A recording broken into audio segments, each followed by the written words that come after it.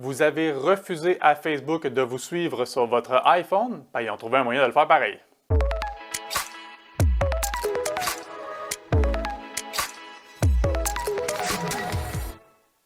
Apple a beau faire beaucoup de publicité pour vanter toute la sécurité qu'offrent leurs appareils, il n'en demeure pas moins que leur armure a des trous. Notamment au début du mois d'octobre 2021, des anciens ingénieurs d'Apple remettaient en doute l'application, la fonction d'antitraçage sur laquelle Apple fait beaucoup de publicité. Si jamais vous allez lire justement l'article qu'on a fait à ce sujet, le lien se trouve plus bas dans la chronique. Mais là, toujours est-il que deux autres chercheurs informatiques du nom de Tommy Misk et Talal Hajbarki, désolé si je prononce mal, ont été interrogés par le magazine Forbes à savoir comment Facebook réussit à extirper les données de géolocalisation des utilisateurs sur iPhone, quand bien même que l'on ait refusé à l'application justement de nous suivre. Donc, les deux chercheurs expliquent que Facebook sont en mesure de le savoir via les données de l'accéléromètre sur notre téléphone.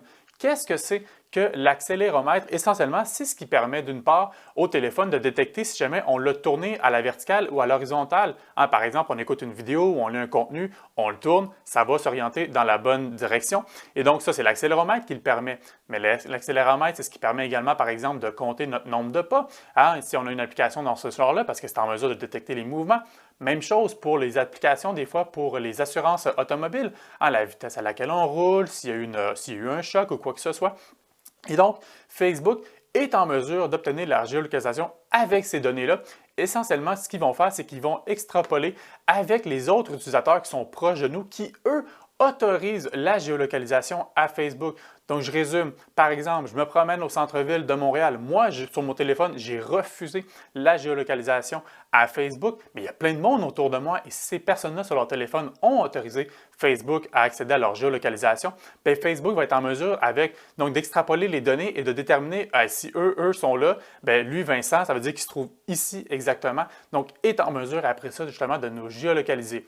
À quoi ça sert justement, encore une fois, peut-être pour un petit rappel, pourquoi Facebook veut suivre notre localisation? Bien, essentiellement, c'est pour de la publicité ciblée. Par exemple, encore une fois, je me promène au centre-ville de Montréal. Bien là, à partir de là, s'il y a des commerçants qui ont acheté de la publicité à Facebook, bien, dans mon fil d'actualité, je me trouve à regarder justement sur Facebook, j'ai beaucoup plus de chances de voir des publicités de ces commerçants qui sont proches de moi, peut-être dans l'optique que justement, ça m'intéresse d'y aller, sachant qu'il y a un commerce de cette brand-là pas loin de moi. Et donc, comment faire pour s'assurer que Facebook ne puisse plus carrément suivre notre géolocalisation? Malheureusement, il n'y a rien dans les paramètres de l'application, mais dans les paramètres de notre téléphone qui font en sorte que l'on peut refuser l'accès aux données de l'accéléromètre. Et donc, la seule solution, comme le rappellent les deux chercheurs informatiques, c'est de carrément supprimer l'application de Facebook. Et si jamais on veut se connecter à Facebook à partir de notre iPhone, essentiellement d'y aller via un navigateur web, que ce soit Safari ou que ce soit Chrome, par exemple, parce qu'à partir de ce moment-là, Facebook n'est plus en mesure d'obtenir toutes ces données-là.